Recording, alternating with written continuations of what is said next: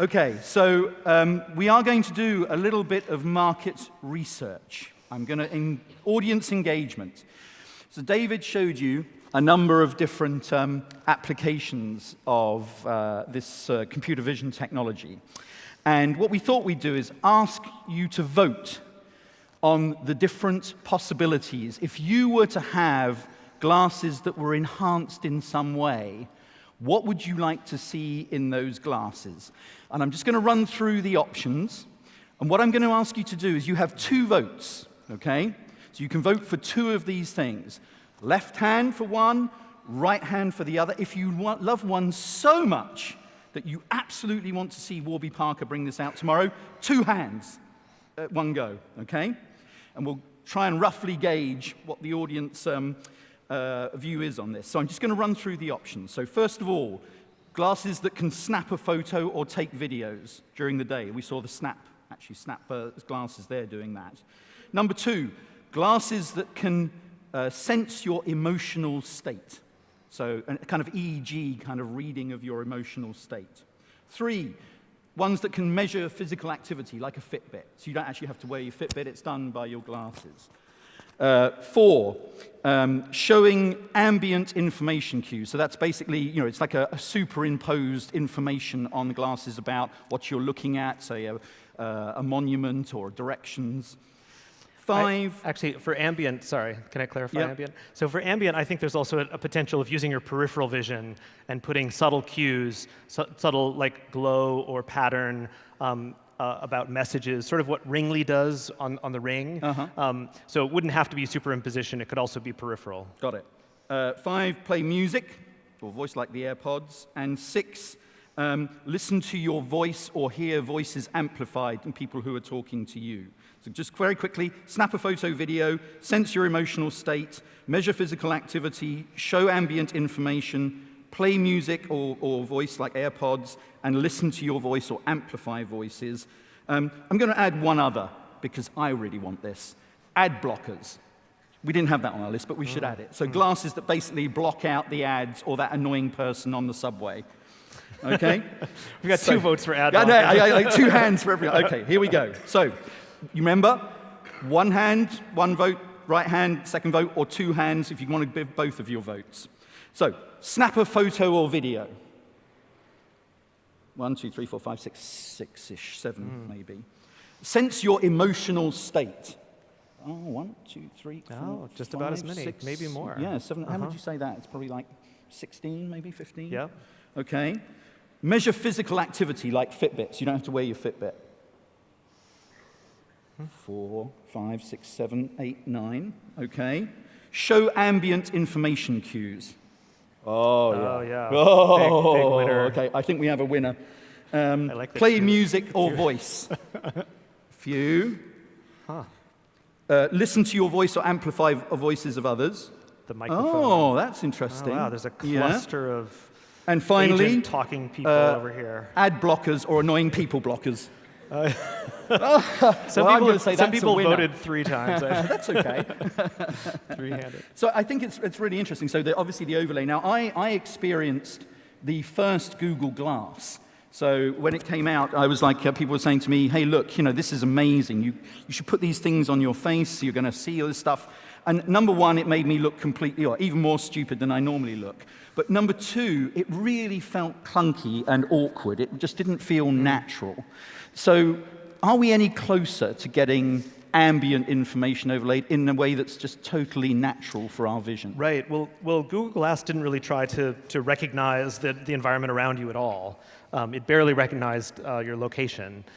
So I do think that the big sort of step change, state change will be having cameras that are range finding on the front of your glasses in order to acknowledge that the appropriate place to lay information might be the wall over there because it's blank, or the ceiling up there because it's blank, or the floor over there. So being able to sort of smartly position information and then also be able to sort of annotate in the same way that somebody might draw a circle around something and say, attend to this, or here's an area of interest, or this is this person's background, or what you have in common with them, or, it seems like the use cases for being able to annotate the world around you in real time seem both terrifying and exciting to me at the same time. I mean, you showed the life logging example there. I mean, do you think people are really keen to have their entire lives kind of tracked day to day through glasses? I think it will be a mess for the first at least 5 years, because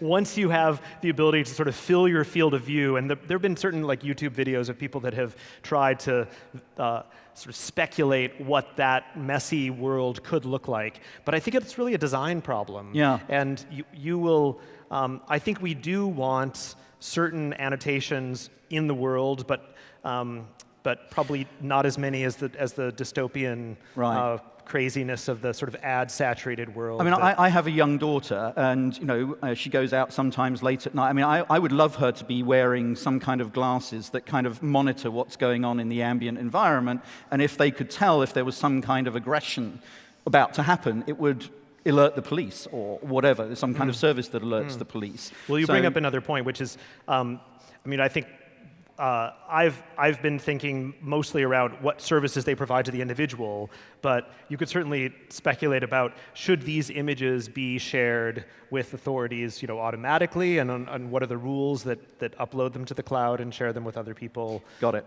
I'm going to come to the audience in a minute for questions, so if you have questions, start thinking about them. Let's just follow up on that point, because, I mean, there's sort of very positive uses of that, and then we see certain societies where kind of surveillance is the norm. And if we have glasses like this, it's just going to be a gift, really, to authoritarian regimes, no? Yeah, I think there's a lot of work in edge computing where a lot of the analysis of the video is done locally rather than in the cloud. So let's say you wanted, one of the student projects from last year was a smile score. Smile score. So as you walk, as you use a life logging camera, it basically counts how many people smile at you throughout the day. And it's sort of an indication of like, are you getting funnier? Are you not getting funnier? I mean, that's sort of like, or it's an indication of your own depression. Because like with mirror neurons, like we mirror each other's affect, and so if you really walk through the world like this all day, like the other people will react in the same way to your affect. Really, and so it's a way of actually doing self-monitoring sort of through the outside world.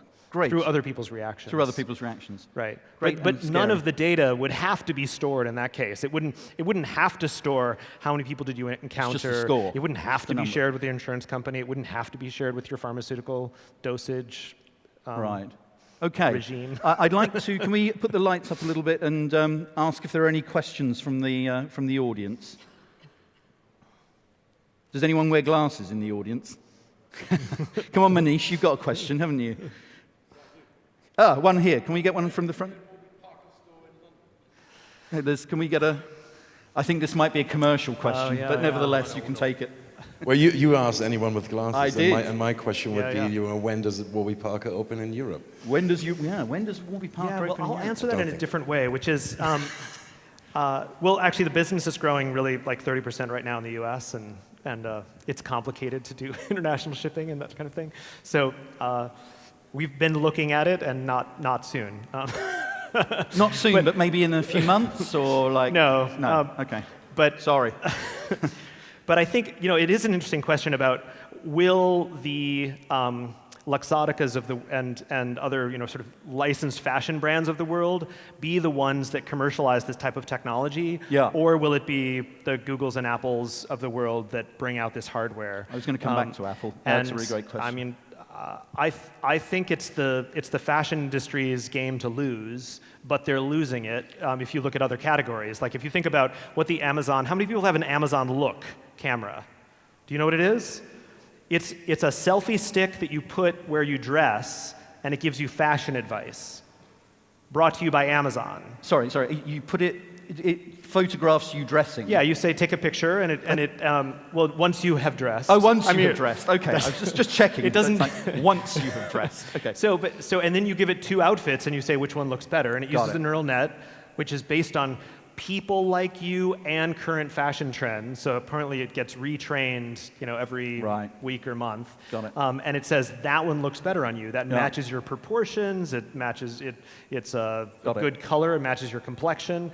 We're actually building a neural net at Warby right now to have that kind of subjective opinion about glasses on your face. So we could do virtual try-on of every pair of glasses in the catalog on your face. And then we can say, we've looked at them all. These are the glasses for you, according to the neural net. I want to get to another question. This question Yeah, so my question is about, as somebody who wears glasses, would we get to a future where we actually augment our eyes at birth, so parents in the hospital just say, hey, I want to pay an extra 500 euros so my kid has certain type of, some of these features built into the eyes, then you don't have to wear the glasses or charge them, etc., and link them. It's all in your eyeball. Is that a potential scenario somewhere down the line? There are some companies that are not yet through FDA trials that are doing things with contacts in order to actually super correct people's vision so that they could use the same musculature that they have around the eye in order to have 20/10 vision, continuously. So at least the visual acuity boost is happening. As a glasses maker, we're interested in what other superpower kind of things can we do. And one of my favorite ideas that somebody should commercialize, not in the U.S., is I think the ability to augment hearing is so available in glasses. Because to put a microphone array across the front of your glasses and use the Bose technology or conduction, but I'm not a fan of bone conduction because I think the audio quality is kind of crap. But you could certainly do very specifically located hearing for an aging population or somebody with a hearing deficit. That would be great. You mentioned Apple. I want to just ask you about that because the history has shown that kind of companies that create a platform but open it to developers. We see Apple doing this with its AR kit and Magically, and Google just 2 weeks ago. Yeah. Isn't that the way forward? Is what Warby Parker thinking of? It's like our glasses will just be a platform and anyone can develop applications for that platform, or is it no? We're going to own the applications. Oh no! I think platform plays are the only way. I think it's actually interesting to see what Bose is doing because Bose has just created a $100 million fund to put money into companies that are doing compelling open-ear audio apps. So they actually acquired a company called Detour, which is doing location-based audio tours. So of a city or of your company or whatever, as long as you can get a GPS signal. And then also with the Bose AR glasses, they also get a gaze vector. So they can tell, like, you're looking up at the cathedral. So they can play site-specific, gaze direction-specific audio based on that, which is sort of cool. And they also invested in a company called Aptiv, which is just basically doing like outdoor workouts. So if you were launching a new company tomorrow, is that where you'd go? Is that the kind of thing you'd focus on? For computer vision? The platform, you mean? Yeah, I mean, the app, you were talking about the application, the Bose kind of program. Is that where entrepreneurs have a real opportunity? If anyone's in the audience thinking about I think it's this? a greenfield opportunity, right? I mean, I think you face the VR problem of like no installed base, but well, but if somebody can, if you can project forward, it's like if the installed base comes, then these first to market apps can take share. Got it. Time for one last question. If anyone else, yes, there's one here, please. Can we get a mic? We'll just get a microphone up to you. Do we have a microphone for this gentleman here? There it comes. Hi, good morning. Very quick question. Over the last years, we've seen a lot of people walking the street with headset. So it means they don't listen to each other, they don't talk to each other anymore. With glasses showing advanced reality, don't you think we can stop looking at each other? Yes. Great question. Thank you. Absolutely. I think the risks of even more social isolation are there. I think that there are many companies that are working on multiplayer experiences so that other people have consensual views of, we both see the orcs in the corner and we both try to ditch and get away from them, or in the same way that multiplayer games, like you have certain skills, you have certain weapons, I have certain weapons, and we can kill the orcs together. So there's certainly the potential for more interesting collaborations. The Airbus example is showing how two people could work on the same repair problem with the same view of the problem at the same time. I think that has potential, but I think there's also this huge potential of the sort of screenification of the world just gets worse. Right, but it's a really interesting question, because I remember when Google Glass came out in San Francisco, where I'm based, there were a number of restaurants and bars that put up signs saying, "No people with Google Glass in this restaurant, please." People want privacy. They don't want video being taken of them in a bar. And so, if you come in here, you take the glasses off and you keep them off. And there was actually some fights when people put the glasses back on in the bar. I think there's also, if you remember the first days of small Bluetooth headphones, it wasn't obvious that you were listening to music. And you were talking on the phone, and in New York, just everybody talks to themselves anyway on the subway, because you're just crazy, or people are crazy. But I think you have the same cueing problem with audio, and are you just talking to yourself, or are you talking to me, or who?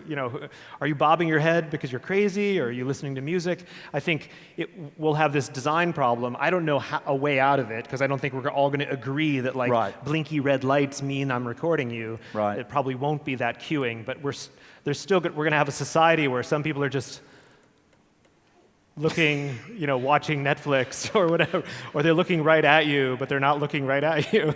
So we're going to have to decide how we cue how much of reality are you seeing right now versus tuning into something else. So, ladies and gentlemen, I hope you think David has opened your eyes to the possibilities that are coming with enhanced computer vision. Please thank David Rose. Thank you.